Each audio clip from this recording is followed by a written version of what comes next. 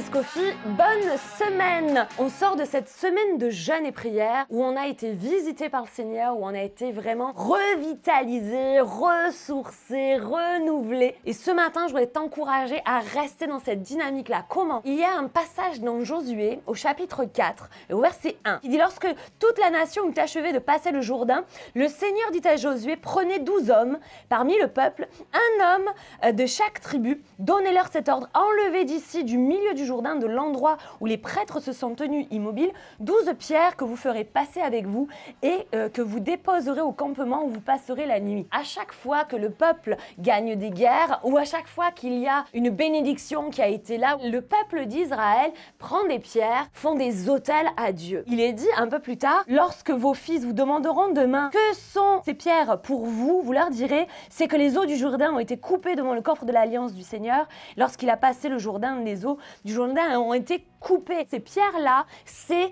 un autel de souvenirs pour les générations futures. Il faut prendre les pierres à quel endroit? Tu peux les trouver à l'endroit où tu as eu la bénédiction. Cette semaine, tu as été béni, tu as reçu des dons, tu as reçu peut-être le baptême du Saint-Esprit et je t'encourage à aller à retourner, prendre là où tu as reçu et prendre la pierre de là. D'accord? Tu te dis, bon, mais moi, j'ai reçu ça et je me le marque, une croix sur mon agenda, il s'est passé quelque chose, ça se passe dans la présence de Dieu. Dans ces moments d'intimité, dans les moments où tu es avec le Saint-Esprit, il y a des choses que tu peux puiser et c'est des cadeaux, c'est des grâces, c'est des charismes que Dieu te donne pour une bonne raison. Prends ces pierres-là, prends ces souvenirs, prends ces charismes-là, sors-les de ce milieu-là. Il ne doit pas arriver d'ailleurs. Si tu crois que le don va venir à un autre moment que dans la présence de Dieu, ce n'est pas de Dieu. Et c'est personnel, c'est pour toi. Tu vas pas prendre le charisme de l'autre. Une pierre par personne, par tribu. C'est-à-dire que chacun avait sa grâce. Tu as reçu quelque chose qui t'est personnel, qui t'est adapté, qui est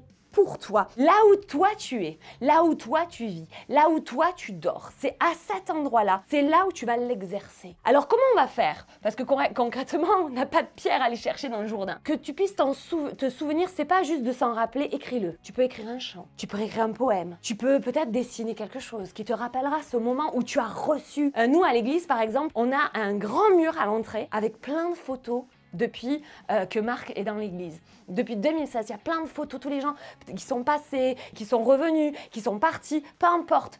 Toutes les victoires et peut-être aussi les échecs qu'il y a eu, mais on les a mis parce qu'on veut s'en souvenir. Parce que le souvenir, ça va éviter le doute et ça va renforcer ta foi. Le Seigneur veut fortifier ta foi pour le moment où tu vas peut-être douter, le moment où tu vas peut-être être en échec. Ce jour-là, tu pourras dire, il s'est passé quelque chose, je m'en souviens. Ou alors tu pourras le dire à tes enfants de génération en génération, c'est quelque chose qui aura marqué ta vie. Alors vraiment, sois béni et n'oublie pas que source de vie, de charge to be.